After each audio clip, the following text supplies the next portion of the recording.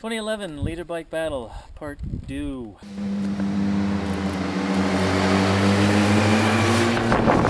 BMW S1000RR, Kawasaki ZX-10R. You saw the first half, Button Willow Racetrack. Just a quick summary. Although it was a really tight battle, if you remember, or you need to go back and read, we kind of favored the Beamer at the track, and a lot of that had to do with its pretty big horsepower advantage. Otherwise, there were a lot of things that kept these bikes pretty close in terms of performance and what we liked, but ultimately we chose the BMW as a racetrack weapon, as it were.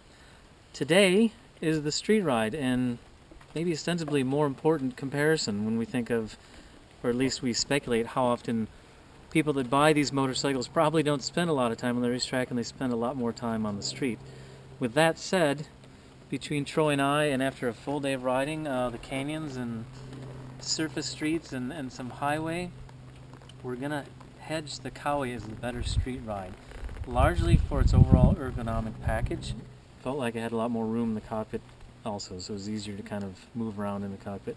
So to kind of rehash what Pete said, we picked the Beamer for the track test and the Kawasaki for the street test.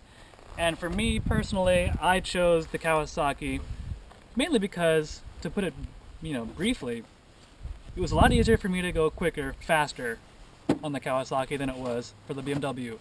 The ergonomic package, I could adjust to it a lot easier than I could the BMW.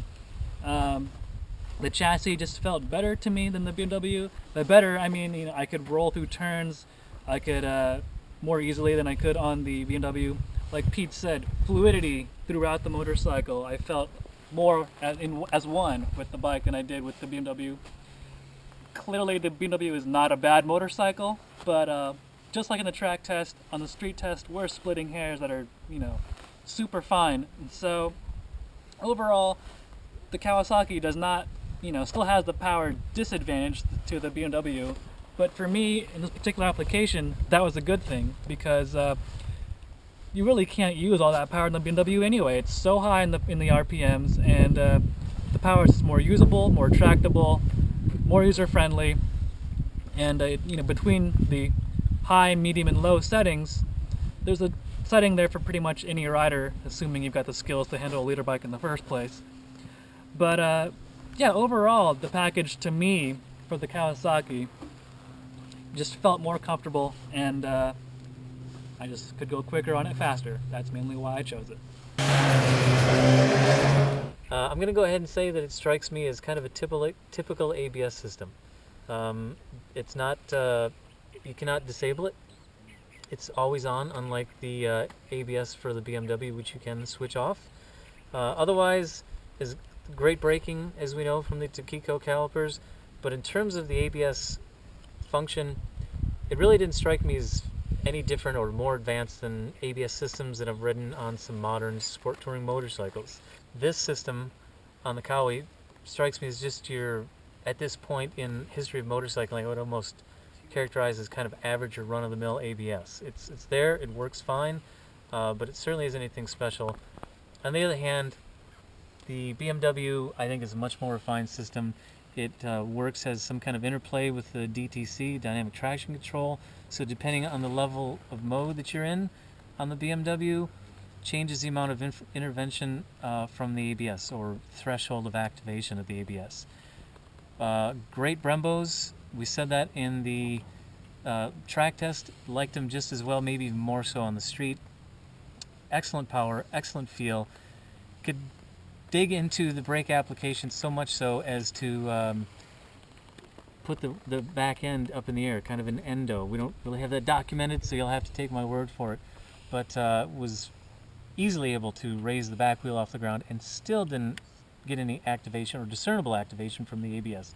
Alright, so to kind of wrap things up, let's talk about a really subjective matter and styling.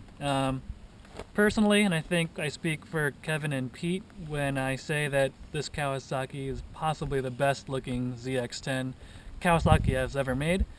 To me, it looks better than the BMW. Never a big fan of the BMW styling. It looks kind of weirdish, and the whole asymmetrical thing wasn't a big shining point for me.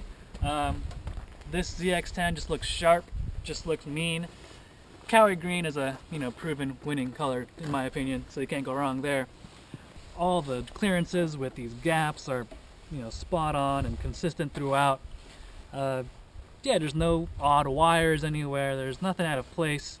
Not that the BMW is any worse, but there's something about this Kawasaki, for me, feels like it's got better fit and finish. The styling is better in my opinion, and overall, it's a subjective criteria and category to go into, but,